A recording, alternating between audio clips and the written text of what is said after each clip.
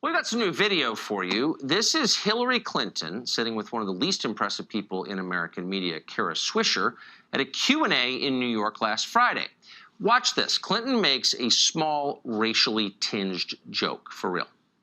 What do you think of Cory Booker's, and you didn't comment on him in your feel free? Oh, I adore him. What do you think about him saying kicked him in the shins, essentially? Start to get to that kind of political. Well, that was Eric Holder. Yeah, Eric Holder, Yeah. I'm sorry. Yeah, I know they all look alike. Well, we disagree with Hillary on just about everything, obviously, but in this case, we're willing to give her the benefit of the doubt. She seemed like she was just making a joke. We don't assume that she's exposing some kind of latent racism. We're not here to publicly shame her, not over that anyway. Lots of other things you could shame her over. The question is, though, would Hillary and any of the people who support Hillary extend that same benefit of the doubt, that same courtesy to you? Author and columnist Mark Steyn has some ideas on that question, and he joins us tonight. Mark, do you think if you said something like that, Hillary Clinton would say, you know, Mark Steyn, like, I don't know his heart. You know, I'm willing to judge him on the case he makes. I'm going to let, you know, he's probably just kidding. Do you think she'd say that? No, and she wouldn't say it about if you had made that remark either. Nevertheless, I'm inclined to agree with you that there are 40,000 reasons to hound Hillary Clinton out of public life. Yeah. But this isn't one of them. And I go back to what Victor Davis Hanson said at the top of the show when he used that line, the cure is worse than the disease. The cure is worse than the disease, Ed. A society that destroys people over one remark like this is actually a very ugly and evil society, whatever wrongs it might think it's trying to right. Hillary here, by the way, I'll say something else too. Hillary is not the most sophisticated kind of communicator.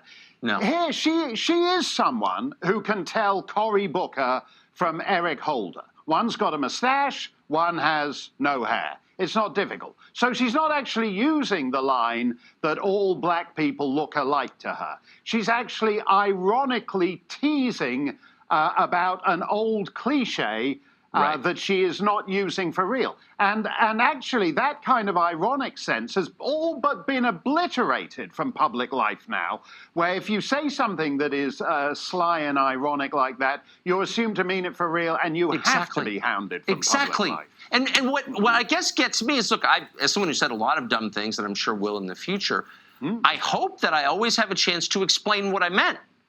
And it seems that nobody has the right to have an apology taken seriously or an explanation considered seriously. It's, we caught you, it's over.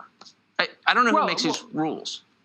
Well, one of the consequences of that is that everybody then winds up going around tiptoeing on eggshells. Right. And you can never tiptoe enough. Steve Martin made a lasagna joke. He tweets 1,000 times, and he thinks, oh, this tweet's a bit edgy, this one's a bit provocative. He had no idea the lasagna joke was going to have people urging him on Twitter to just go and kill himself, or to finish him, or to obliterate his career. And we can't have that. At a certain point, we have to let Hillary survive her, you know, or they all look alike joke, because the price of living in a world where one little remark absolutely destroys you, the cure is worse than the disease. I know. And I wonder if all these people encouraging the mob on these cable channels ever think about the country they're creating. All right, take a look very quickly at this horrifying image. This is CNN's Lester Holt, of course, of NBC, dressed up as Susan Boyle, the singer. He has changed his appearance in a way that is now very controversial. He wore that costume for a Halloween episode of The Today Show. Megyn Kelly, of course, was just fired for suggesting that it wasn't always bad to dress up as a member of an opposite race. Look, I want to be clear. I'm not drawing, I don't think there's an equivalence between the two. There's a long history of one and not of the other. But I also wonder, I don't think there are like 5 people in America who'd be deeply offended by what Lester Holt did. I'm not offended by it. Maybe, though, if you dress like that, you should be slightly less self-righteous in the face of other people's transgressions. I guess that's the point I would make.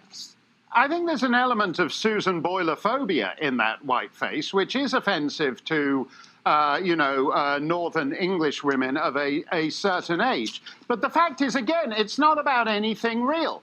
There is no, the minstrel tradition, the blackface tradition in America is dead as a doornail. Bing Crosby, 1942, he wore blackface for an Abraham Lincoln number in Holiday Inn. 10 years later, when he made the film White Christmas, he did a minstrel number in whiteface. Somewhere between 1942 and 1952, an entire tradition no longer became respectable.